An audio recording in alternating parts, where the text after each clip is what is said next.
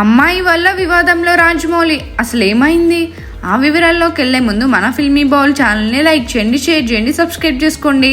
Hello movie lovers, pan India top director Rajamouli కూడా తిప్పలు తప్పట్లేదు.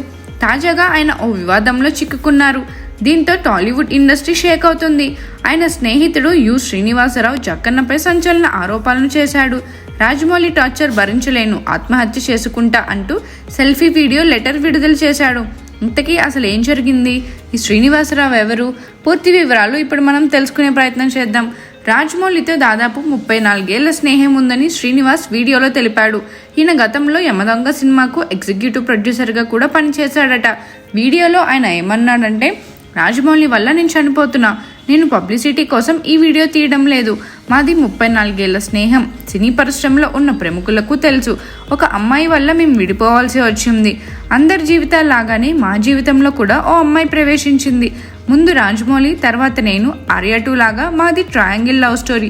ముగ్గురం క్లోజ్ కాబట్టి ఏం చేద్దామని రాజమౌళిని అడిగాను. నన్ను దూరం పొమ్మన్నాడు. నేను దానికి ఒప్పుకోలేదు. ముగ్గురం కలిసి ఉందామంటే ఒప్పుకోలేదు. నేను పెళ్లి చేసుకుంటాను, నలుగురం కలిసి ఉందామన్నాను. అది ఇంకా చండాలంగా ఉంటుందని రాజమౌళి అన్నాడు. కాలం అన్నీ మార్చేస్తుంది, మీరు సాక్రిఫైస్ అవ్వండి అన్నాడు. నేను సాక్రిఫైస్ చేశా. ఇదంతా రాజమౌళి స్టార్ డైరెక్టర్ కాకముందు జరిగింది, వాడి కెరియర్కు ముందు జరిగింది. ఇప్పుడు ఈ విషయమంతా ఎవరికో చెప్పానని నన్ను టార్చర్ పెట్టడం మొదలుపెట్టాడు. ఓసారి మా ఇద్దరికి ఓ గొడవ జరిగినప్పుడు మన స్టోరీని సినిమాలాగా తీస్తానని చెప్పాను. అందుకే నన్ను టార్చర్ పెడుతున్నాడు.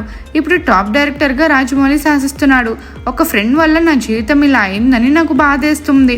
మీరు కూడా అమ్మాయిలతో పెట్టుకోవద్దు. వాడికి చెప్పినా అర్థం అవడం లేదు కాబట్టి ఈ వీడియో తీస్తున్నాను. నా దగ్గర ఎలాంటి సాక్ష్యాలు లేవు.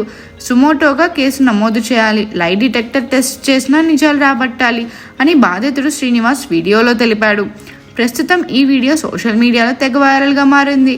ప్రస్తుతం రాజమౌళి మహేష్ బాబుతో పాన్ వరల్డ్ సినిమా తీసి ఇండియన్ సినిమా ఇండస్ట్రీని మరో మెట్టు ఎక్కించాలని చూస్తున్నాడు.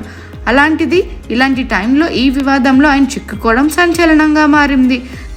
ఈ విషయంపై మీ అభిప్రాయం ఏంటో మాకు కామెంట్ సెక్షన్లో తెలియచేసేయండి. మరిన్ని మూవీ అప్డేట్స్ కోసం, ఫిల్మ్ రివ్యూస్ కోసం ఫాలో అవుతూ ఉండండి ఫిల్మీ బౌల్.